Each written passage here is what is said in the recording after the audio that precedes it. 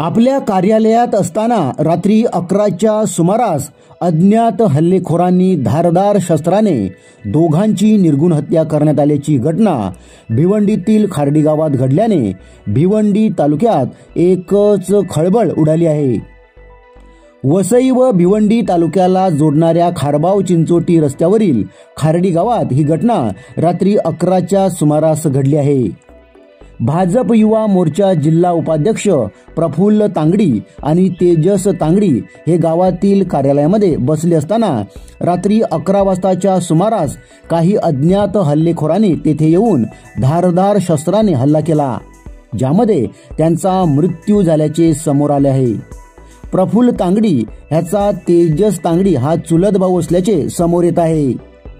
प्राथमिक माहितीनुसार 4 ते 5 हल्लेखोरांनी हा हल्ला केल्याची माहिती समोर आली आहे। मारेकरी अद्याप फरार असून पोलीस त्यांचा शोध घेत आहे। ही हत्या नेमकं कोणत्या कारणावरून करण्यात आली याचा शोध देखील पोलीस घेत आहेत। हल्ला कुणी आणि कसा केला हे अद्याप समोर आलं नाही। या घटनेचा अधिक तपास पोलीस करीत आहेत।